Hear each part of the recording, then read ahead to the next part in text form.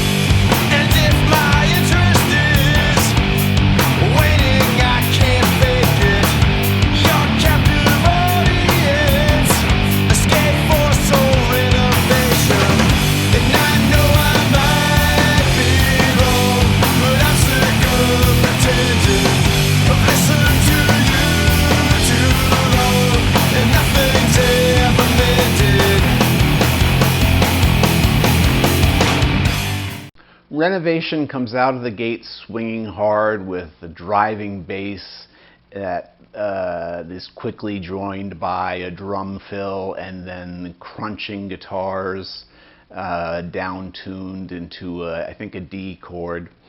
The sound is almost simplistic in its presentation, but it is the defining characteristic of Helmet's music overall.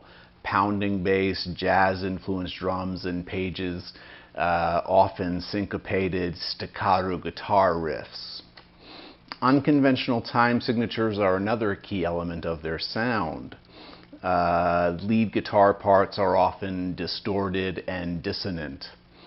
The Helmet approach to music is sort of comparable to the Ramones, in so much as hiding their creativity in simplicity of presentation. It's about as far as from progressive or technical music as anybody could get and still be in the music genres. Let's listen to another sample from 1997's Aftertaste, this one entitled Crisis King.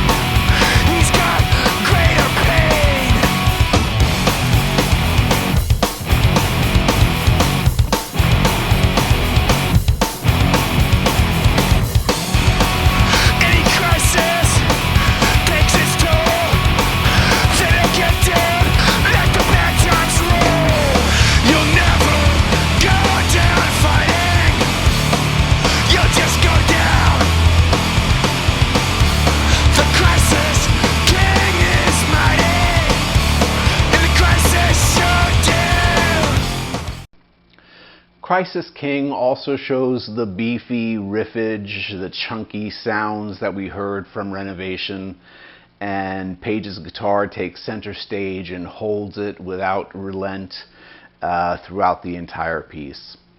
Aftertaste has a variety of musical tempos and styles to it. It's not all just heavy, fast driving sounds. For instance, track 4, which is a track that I like a lot, is called Like I Care. And it's a slower tempo, plodding piece, very weighed down, and it weighs you down as you listen to it. It's musically and sonically and almost physically a heavy piece. It has some really fantastic lyrics I want to quote for you. I'm paralyzed just listening to you. Now I am receptive. I know you sleep so sound every night, and you are deceptive. It always feels good to be right, and if it helps you sleep at night, I'll tell you what you want to hear and act like I care. Track 8 on the album is another one that goes into a slightly slower tempo. It's called It's Easy to Get Bored, and has one of my favorite opening verses to it. If I'm having fun, sympathize because it's easy to get bored. I don't have time to waste. I'm busy cultivating useless good taste. Helmet have a long-standing, long-lasting, and far-reaching influence in the music world. Bands such as Linkin Park, Korn, Mastodon, Pantera, System of a Down, Tool, and so many others have listed Helmet as one of their influences. And then that's not surprising, because they're kind of a musician's band more than anything else.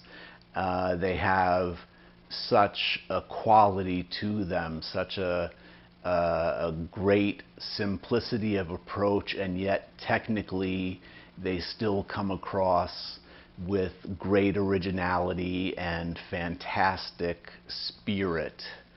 The music is infectious, and it really calls out to the listener if they take the time to try to enjoy the ride. So I would give Aftertaste easily 4.5 stars out of 5. I'm tempted to give it 5 out of 5.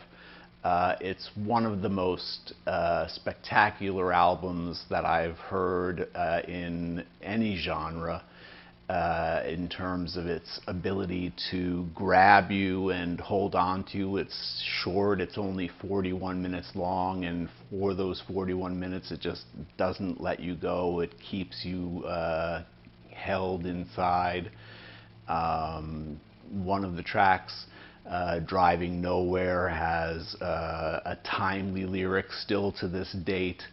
The United Arab Emirates still puts gas in my car. I always found that lyric to be very insightful and amusing.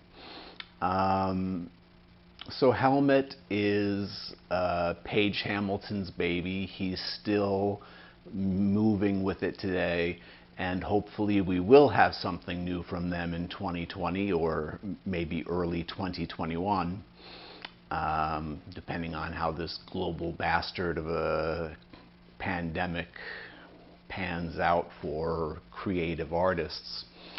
I really think that it's worth your listen and worth your time, and I thank you very much for giving me your time. If you want, you can help donate to Sonic Odyssey by visiting my Patreon page. There you can donate anything from a couple of dollars a month upwards. You can have your name listed in the end credits. You can have me, you can choose an album for me to review for you. Lots of options are available, and it's a way to help keep the channel going since I don't get any ad revenue from YouTube. That's about it. I thank you very much for your time, and I appreciate sharing this with you today. And until next time, peace, have a great day, and see you then. Bye.